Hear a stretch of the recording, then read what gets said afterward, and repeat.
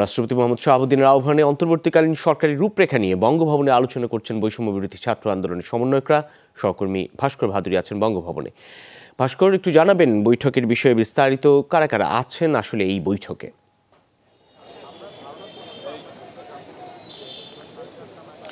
রবিন, মূলত 6টা 5 মিনিটে বৈষম্য বিরোধী ছাত্র আন্দোলনের যে 13 জন সমন্বয়কদের মাঝে 13 জন এবং তার পাশাপাশি ঢাকা বিশ্ববিদ্যালয়ের 2 জন শিক্ষক বঙ্গভবনে প্রবেশ করেছেন রাষ্ট্রপতির সাথে তাদের নিজেদের মতামত তুলে ধরতে। এবং সেক্ষেত্রে আমরা আশা করছি হয়তো বা সন্ধ্যা 6টা 15 মিনিট নাগাদ তাদের মাঝে যে বৈঠকটি, সেই বৈঠকটি শুরু হয়েছে এবং সন্ধ্যা 6:15 নাগাদ যদি বৈঠকটি শুরু হয় তো সেক্ষেত্রে এখন পর্যন্ত 40 মিনিটের বেশি সময় অতিবাহিত হয়েছে বৈঠকে। যে বিষয়টি নিয়ে বৈঠক, সেই বৈঠকের মূল বিষয়বস্তু তুলে ধরার আগে যদি দুপুরের দিককার ঘটনাগুলো তুলে ধরে, যে দুপুর 3টার পর রাষ্ট্রপতির প্রেস উইং থেকে কিন্তু গণমাধ্যমকে জানানো হয়েছে দ্বাদশ জাতীয় সংসদকে কিন্তু বিলুপ্ত করার ঘোষণা দেওয়া হয়েছে এবং একই সাথে বিএনপি চেয়ারপারসন বেগম খালেদা জিয়ার মুক্তি এবং তার পাশাপাশি 1 জুলাই থেকে শুরু করে 5 আগস্ট পর্যন্ত যে সকল ছাত্ররা আটক রয়েছেন তাদেরকে এবং তার পাশাপাশি বিভিন্ন মামলায় যারা আটক রয়েছেন তাদেরকে কিন্তু মুক্তি দেওয়ার কথা বলা হয়েছে। এখন যদি আসি যেহেতু সংসদ ভেঙে গিয়েছে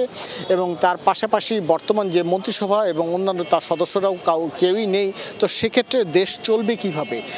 গতকালই কিন্তু রাষ্ট্রপতি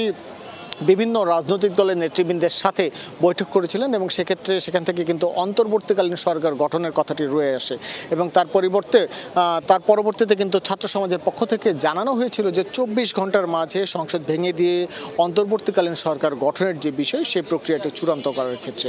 এখন পর্যন্ত কিন্তু সেই বিষয়ে আলোচনা হচ্ছে এবং আলোচনা শেষ হওয়ার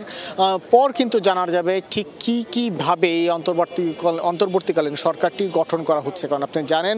ছাত্রদের পক্ষ থেকে অন্তর্বর্তীকালীন সরকারের সদস্য সংখ্যা, তারা কতদিন থাকবে এবং তার পাশাপাশি সংবিধানে বিভিন্ন সংযোজন বিয়োজনের দাবি কিন্তু করা হয়েছে। তবে সবশেষ যে তথ্যটি জানিয়ে শেষ করতে চাচ্ছি তা আমরা যতদিন নিশ্চিত হতে পেরেছি রবিন, আজকে অন্তর্বর্তীকালীন সরকার কিন্তু গঠন করা হচ্ছে না, কারণ ইতিমধ্যে 7টা বেজে গেছে এবং এই বৈঠক হয়তো বা সন্ধ্যা 7:30টার আগে শেষ হবে না এবং তার পরবর্তীতে যে সকল নামগুলো আসবে সে সকল নামগুলো সচিবালয়ে এসে পাঠানোর পর সাচিবিক যে সকল প্রক্রিয়াগুলো রয়েছে সেগুলো সম্পন্ন করার পরবর্তীতে সকলকে ফোন করা এবং তার পরবর্তীতে তাদেরকে সকলের উদ্দেশ্যে গাড়ি পাঠানো, এই যে সকল রাষ্ট্রীয় আচার আনুষ্ঠানিকতাগুলো রয়েছে সেগুলো হয়তো আজকে রাতের মাঝে সম্পন্ন করা সম্ভব হচ্ছে না। সেই হিসেবে আমরা ধরেই নিতে পারি আগামীকাল দুপুরের পর হয়তোবা এই অন্তর্বর্তীকালীন সরকারের যে কাঠামো, সেই কাঠামো দেশবাসীর সামনে তুলে ধরা হবে। অনেক ধন্যবাদ সহকর্মী ভাস্কর ভাদুরী।